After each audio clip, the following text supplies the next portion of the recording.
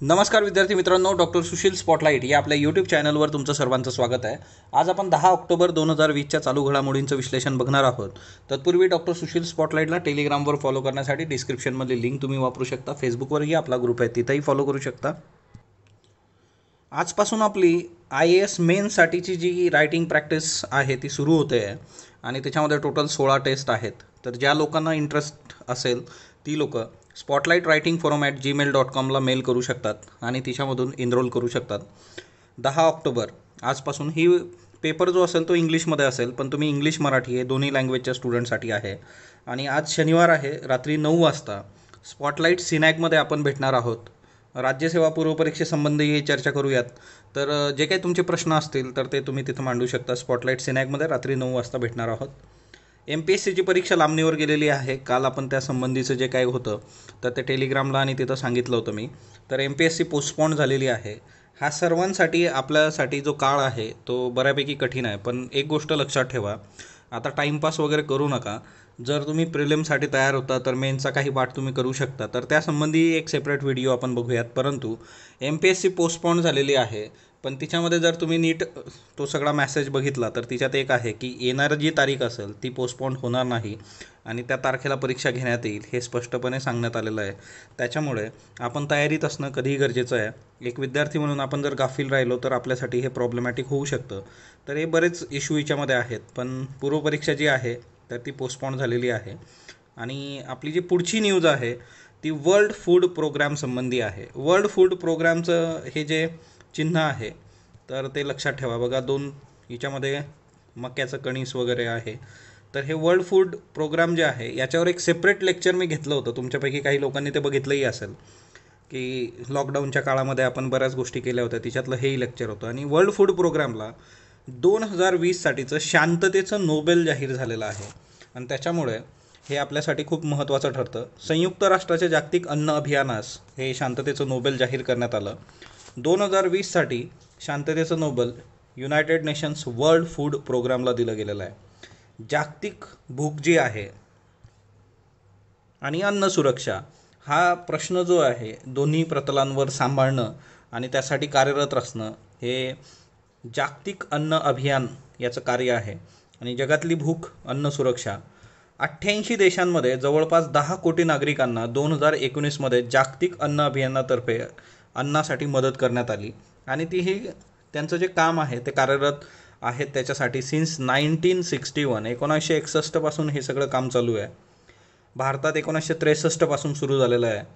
आता करोनाची जी साथ होती, करोना विषाणू, तिच्यामध्ये सुद्धा नागरिकांना वाईट अनुभव येत असताना देशातल्या नागरिक उपासमारीने हतबल झालेले होते, त्यासाठी सुद्धा अन्न त्यांच्यापर्यंत पोहोचवण्याचं कार्य या संस्थेने केलेलं आहे। सो कोविड-19च्या याच्यामध्ये जी लोक भुकेली होती त्यांच्यापर्यंत अन्न पोहोचवणं हे सगळं कार्य जे आहे ते वर्ल्ड फूड प्रोग्रामने केलं आहे। तरीसुद्धा आज जर तुम्ही बघितलं तर 9 पैकी 1 व्यक्ती भुकेली आहे ना। तर हा रेफरन्स द हिंदूमधला आहे। 9 पैकी 1 व्यक्ती आजही भुकेली की त्याच्यापर्यंत अन्न जात नाही। आता या संस्थेने देशादेशामध्ये जे काही काम केलेलं आहे त्याच्यातून बंधुभाव, युनिव्हर्सल ब्रदरहूड जे आहे, हे विश्वची माझे घरं, तर त्याच्यासाठी खूप चांगला एक बेस तयार झालेला आहे आणि बंधुभावसुद्धा वाढलेला आहे। नोबेल समितीचे जे प्रमुख होते बेरिट रीस अँडरसन यांनी म्हटलेलं आहे की या पुरस्कारामुळे काय होईल, जगाचं लक्ष प्रथमच जगातल्या भुकेच्या समस्येकडे वेधलं जाईल।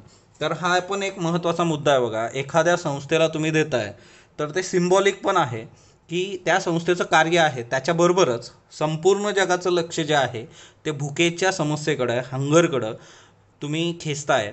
तर हा खूप महत्त्वाचा मुद्दा आहे याच्यातला। आणि कोविड-19मुळं हंगर जे आहे ती अजूनच जास्त बिकट समस्या झालेली आहे ना। भूक जी आहे तर त्याच्याकडे लक्ष वेधणं हाही एक उद्देश साध्य झालेला आहे याच्यातून। जागतिक अन्न अभियानाची स्थापना जी आहे ती 1961मध्ये झाली होती। 63 पासून भारतात ते कार्यरत आहे। मुख्यालय रोम, इटलीमध्ये आहे। भूक आणि अन्न सुरक्षा याच्यासाठी ते कार्य करतं। UNDP युनायटेड नेशन डेव्हलपमेंट प्रोग्रामचं सदस्य आहे। यांचं मुख्य लक्ष काय आहे, 2030पर्यंत भूक नष्ट करून अन्न सुरक्षा आणि पोषणाचं लक्ष्य पूर्ण करणे। सो हे मुख्य लक्ष आहे यांचं 2030पर्यंत झिरो हंगर।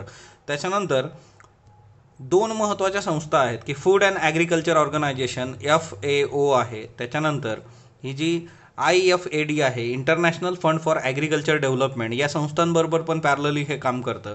सो FAO आणि IFAD तर यांच्याबरोबर कार्यरत आहे. अन्न सुरक्षिततेबरोबर अजून काही एरियाज आहेत ज्याच्यात वर्ल्ड फूड प्रोग्रामचं कार्य आहे. ते म्हणजे वातावरणाचे बदल असतील, लिंगभाव समानता, जेंडर इक्विटी, त्याच्यानंतर पोषण असेल, सामाजिक सुरक्षा, शाश्वत विकास, आपत्कालीन संकटं कमी करणं, तर या घटकांवरही त्यांचा फोकस आहे. तर ही एक बाब लक्षात ठेवा.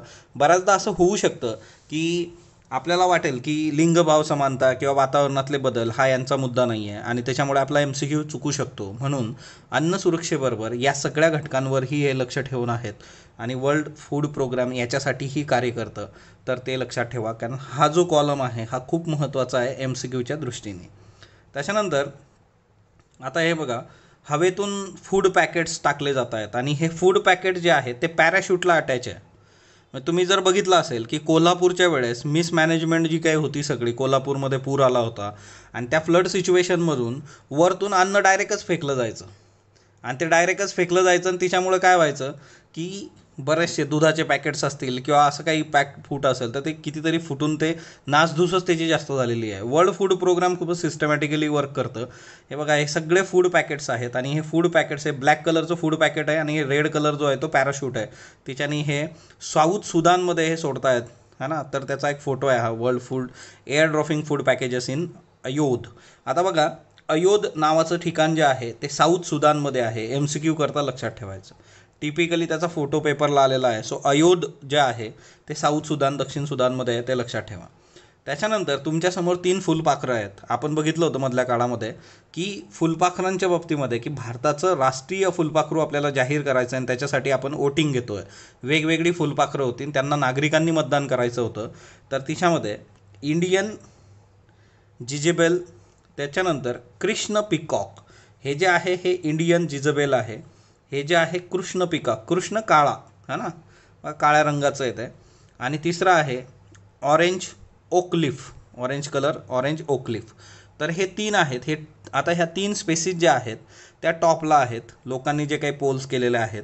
आणि इथून पुढं या 3मधून एक फुलपाखरू समोर येईल की जे भारताचं राष्ट्रीय फुलपाखरू जाहीर होईल. सो हे 3 लक्षात ठेवा, इंडियन जिजेबेल, कृष्ण पिकॉक, ऑरेंज ओकलिफ. आता येत्या काळामध्ये ज्या वेळेस हे निवडलं जाईल तर त्यावेळेस आपण ही जी न्यूज आहे ती खूप प्रॉपरली कव्हर करू. सो आत्ताच्या पुरतं हे 3 लक्षात ठेवा की हे 3 कॉम्पिटिशनला आहे टॉपला, बाकीची सगळी फुलपाखरं बाजूला. आणि तुम्हाला कुठलं वाटतं ते तुम्ही कमेंट बॉक्समध्येही सांगू शकता, है ना. मला तर हे मधलं कृष्ण पिकॉक आवडलेलं आहे, है ना. तर जस्ट किंवा तुम्ही वोटही करू शकता. रुद्रम 1, आता रुद्रम 1 जे आहे तर हे रेडिओ लहरी वेधी क्षेपणास्त्र आहे. याची चाचणी आपली यशस्वी झाली. म्हणजेच रुद्रम अँटी रेडिएशन मिसाईल आहे बघा हे. ओके, एवढं जरी MCQला बऱ्याचदा असं सिम्पली जर विचारलं तर हे माहीत पाहिजे की रुद्रम काय आहे. अँटी रेडिएशन मिसाईल, रेडिओ लहरी वेधी क्षेपणास्त्र. DRDOनी बनवलेलं आहे, संपूर्ण स्वदेशी आहे. हवाई दलासाठी त्यांनी ते विकसित केलेलं आहे आणि हे रेडिओ लहरी वेधी क्षेपणास्त्र आहे. ओके, तर तो एक मुद्दा लक्षात ठेवा. हे क्षेपणास्त्र शत्रूवर कोणत्याही उंचीवरून डागलं जाऊ शकतं. तर हे महत्त्वाचं बघा, कितीही उंचीवरून, कोणत्याही उंचीवरून डागलं जाऊ शकतं.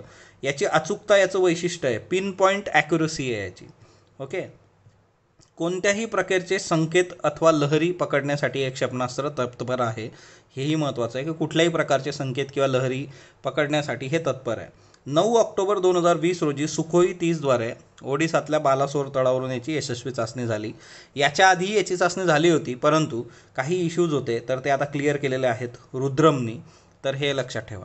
आता हे रुद्रम आहे. आता मला तुम्ही कमेंट बॉक्समध्ये सांगा, रुस्तम आपण बघितलं होतं मागे, रुस्तम काय आहे बरं.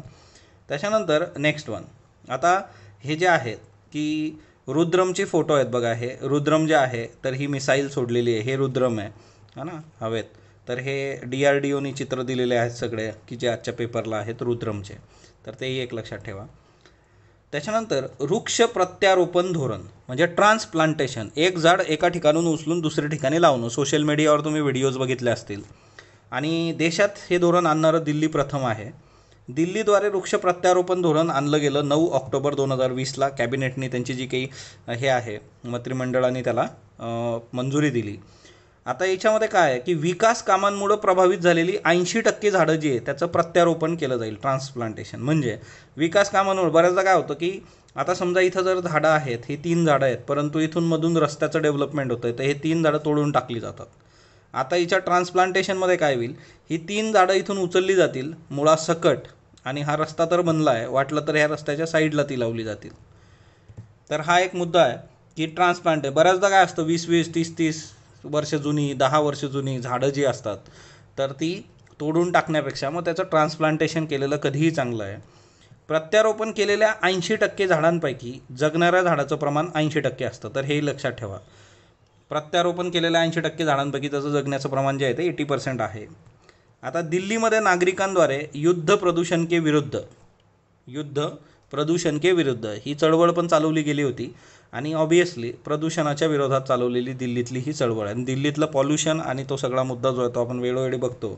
तर म्हणजे फार शाळा बंद ठेवायवर येतात ती लोक. आता बघा, 2 सर्वे आलेले आहेत की जे ॲन्युअल सर्वे आहेत, झुओलॉजिकल जे काय आहे, बोटॅनिकल आणि झुओलॉजिकल सर्वे ऑफ इंडियाचे. आता याच्यामध्ये हे जे काही प्राणी आहेत आणि काही झाडं आहेत, ही फंगी आहे, तर हे सापडलेले आहेत वेगवेगळ्या ठिकाणी, तर ते ठिकाणंही आपण बघणार आहोत. म्हणजे फॉर एक्झाम्पल आता ही बघा, ही पाल आहे है ना, हिचं जे नाव आहे ते आहे रॉक ड्वेलिंग गेको. ओके, त्याच्यानंतर ही जी आहे ही फंगी आहे, फंगस आहे है ना. याचं जे नाव आहे ते म्हणजे काय की फंगी हायग्रोसिएब इंडिका. ओके, त्याच्यानंतर हे जे आहे, हा किडा जो तुम्हाला दिसतो आहे याला डंग बीटल म्हटलं जातं. त्याच्यानंतर हा बेडूक जो आहे तो आहे बरोईंग फ्रॉग. त्याच्यानंतर हे झाड तुम्हाला दिसतं आहे तर है ना, वाईल्ड फर्न आहे, हे वाईल्ड फर्न. आता हे कुठं काय काय सापडलेलं आहे ते आपण बघूयात. ओके, सो याच्यामध्ये जे आहे की रॉक ड्वेलिंग गेको जो आहे पश्चिम घाटात सापडला आहे, बरोईंग फ्रॉग जो आहे ते झारखंडमध्ये, डंग बीटल तवांगमध्ये, आणि वनस्पती प्रजाती जी आहे वाईल्ड जिंजर व्हरायटी जी आहे अमोनियम नॅगमेसिस, ती कोहिमा प्राणी संग्रहालय नागालँडमध्ये सापडलेलं आहे. याच्या आधीही नागालँडमध्ये अद्रकाच्या वेगवेगळ्या प्रजाती सापडल्या होत्या. वाईल्ड फर्न जे आहे तर ते केरळ, तमिळनाडू आणि महाराष्ट्र या ठिकाणी सापडतं. तर आता मोस्ट प्रॉब्ली असे जे प्रश्न आहेत इतके टिपिकल ते UPSCमध्ये विचारले जाऊ शकतात, MPSC नाही विचारणार. पण हे तुम्हाला खालचं माहीत पाहिजे की ॲनिमल डिस्कवरी 2019 हा जो रिपोर्ट आहे हा वार्षिक येतो. Animal discovery, zoological survey of India आणि plant discovery, botanical survey of India, तर यांची प्रकाशनं आहेत ही दरवर्षी हे प्रकाशित करतात, तर ते एक लक्षात ठेवा. त्याच्यानंतर oil resumes Andaman offshore operations. Okay, तर लास्ट ॲक्टिव्हिटी 3 डिकेड्स अगो झाली होती. तर हे जे आहे की ऑइल इंडिया लिमिटेड, ऑइल ही जी कंपनी आहे तर याचं मुख्यालय जे आहे ते आसाममध्ये आहे है ना. तर ऑइलचं हेडक्वार्टर तर हे 30 वर्षानंतर अंदमान आयलँड जो आहे तर तिथं काम करतं आहे, आणि एकंदरीतच तिथली जी हे आहे की नॅचरल ग्लास आणि त्या सगळ्या गोष्टींसाठी ते आता तिथं वर्क करतील. तर हे घडतं किती दिवसानंतर आहे, 3 डिकेड नंतर, म्हणजे जवळपास 30 वर्षानंतर हे काम करत आहेत. तर ते एक लक्षात ठेवा. आता ही जे नवरत्न कंपनी आहे ऑइल, तर ते आपल्यासाठी महत्त्वाचं आहे. यांनी जे आहे ते सेस्मिक सर्वे केला होता आणि तिच्यामधून ऑइल आणि गॅस एक्सप्लोरेशन ॲक्टिव्हिटीजसाठी यांना हिरवा कंदील मिळाला आहे, तिच्यातून ते करणार आहेत. तर हा इथं खूप महत्त्वाचा मुद्दा आहे, तर तो एक लक्षात ठेवा. त्याच्यानंतर नेक्स्ट वन जे आहे की व्हॉट हॅपनिंग इन किर्गिस्तान. आता किर्गिस्तानबद्दल आपण बघितलं होतं की तिथं काय चालू आहे. काही बेसिक गोष्टी आहेत त्यात जस्ट फॅक्ट्स लक्षात ठेवा. किर्गिस्तान ही सेंट्रल एशियामधली फक्त एकमेव डेमोक्रेसी आहे. हा खूप महत्त्वाचा मुद्दा आहे. किर्गिस्तान ही सेंट्रल एशियामधली एकमेव डेमोक्रेसी आहे, म्हणजे लोकशाही अस्तित्वात असणारा मध्य आशियातील एकमेव देश म्हणजे किर्गिस्तान. दुसरी महत्त्वाची गोष्ट, 2005मध्ये इथं जी क्रांती झाली होती तिला टुलिप क्रांती म्हटलं जातं. 2010मध्ये पण इथं एक क्रांती झाली होती, तिला मेलॉन क्रांती म्हटलं जातं. सो या 2 क्रांती आहेत, टुलिप आणि मेलॉन, 2005-2010. एकंदरीतच आपण हा सगळा मुद्दा बघितला होता, मी तुम्हाला मॅपही दाखवला होता की ज्याच्यामध्ये हा जो नगोर्नो कॅराबॅक रिजन आहे तर त्या हिच्यावरून अर्मेनिया आणि अझरबैजानचे इश्यूज चालू आहेत, त्याचा इम्पॅक्ट इकडं आहे.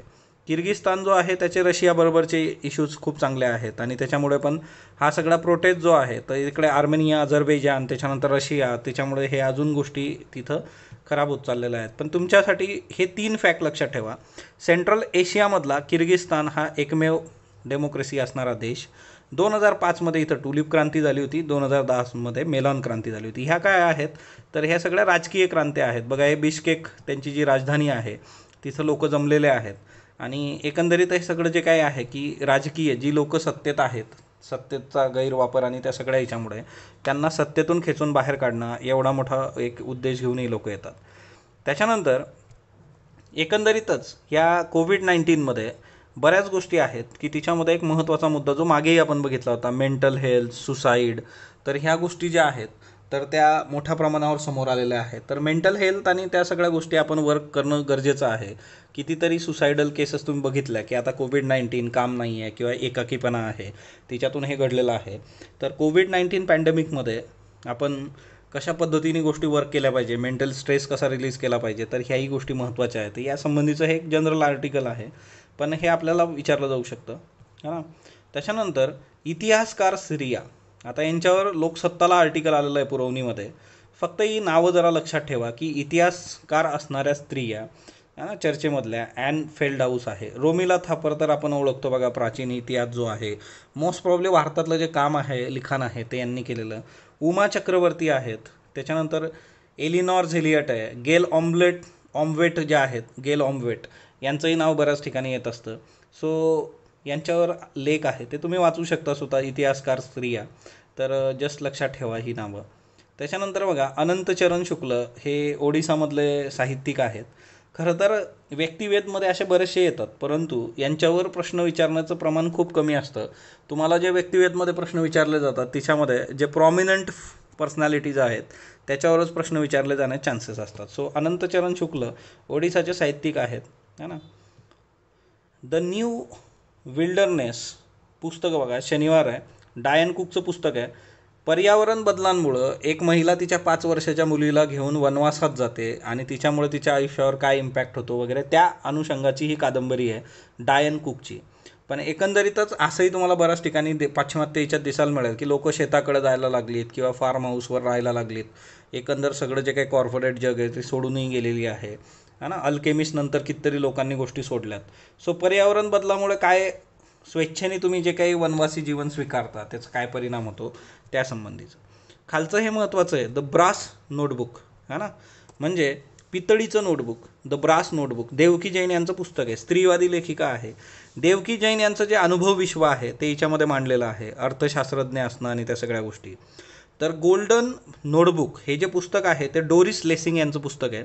स्त्रीवादी आणि नोबल मिळालेल्या ज्या काही महिला साहित्यिक आहे, डोरिस लेसिंग. तर आता त्यांचं गोल्डन नोटबुक आहे, तर किमान आपलं पितळीचं असावं अशा अनुषंगाने द ब्रास नोटबुक असं नाव दिलं गेलेलं आहे. Journey of a southern feminist, Devaki Jain यांचं हे आधीचं एक पुस्तक आहे, तर तेही एक लक्षात ठेवा. त्याच्यानंतर कालचे जे प्रश्न होते बघा त्यांची उत्तरं बघूयात. डॉक्टर नितीन करीर समिती कशासाठी आहे? महाराष्ट्र शासनाने केलेली आहे, झोपडपट्टी निर्मूलन.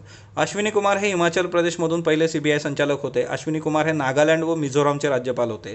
तर हे मिझोराम नाही आहे, हे चुकीचं स्टेट टाकलं होतं एक, त्याच्यामुळे इथं जे उत्तर आहे ते फक्त अ आहे. ऑप्टिकल ट्विझर, तर ऑप्टिकल ट्विझर जे आहे ते आर्थर ॲशकिन किंवा प्रकाशाचा चिमटा, ओके. त्याच्यानंतर भैयाराम यादव यांना बुंदेलखंडचा वृक्षपुरुष म्हटलं होतं, बरोबर. भैयाराम यादव यांनी 40,000 वृक्षांचं वन उभं केलं आहे, बरोबर. दोन्ही बिनचूक आहेत. 2020मध्ये रसायनशास्त्राचं नोबेल जनुकीय कात्रीच्या तंत्रास दिलं गेलं, बरोबर. 2020मध्ये प्रथमच 2 महिला शास्त्रज्ञांना रसायनशास्त्राचं नोबेल मिळालं, हेही बरोबर. क्रिस्पर तंत्रज्ञान व कॅक्स तंत्रज्ञान केवळ माणसातील सदोष जनुके काढून टाकण्यासाठी वापरतात. केवळ माणसातील नाही, म्हणजे इथं माणसाबरोबर वृक्ष पण आहे, है ना, झाडं पण आहेत. त्याच्यामुळे केवळ हा शब्द इथं गडबडतो, त्याच्यामुळे फक्त अ आणि ब योग्य आहे. आजचे प्रश्न घ्या. लुईस ग्लुक या कवयित्रीबाबत बिनचूक विधान निवडा. 2020चे साहित्याचे नोबेल जाहीर झाले. जर्मनीच्या नागरिक आहेत. First born, the house on marshland हे त्यांचे काव्यसंग्रह आहेत. नोबेल पारितोषिक मिळवणाऱ्या 16व्या महिला साहित्यिक आहेत. अ ब क, अ ब ड, अबकड, अकड. रामविलास पासवान यांच्याबाबत योग्य विधान निवडा. 2000 लोक जनशक्ती पक्ष स्थापन केला. लालू प्रसाद यादव त्यांना हवामानशास्त्रज्ञ म्हणत असत. 8 वेळा लोकसभेवर निवडून गेलेत. 6 पंतप्रधानांच्या मंत्रिमंडळात मंत्रिपद भूषवलं. अबकड अक. अविनाश खर्चीकरांबद्दल बिनचूक विधान निवडा.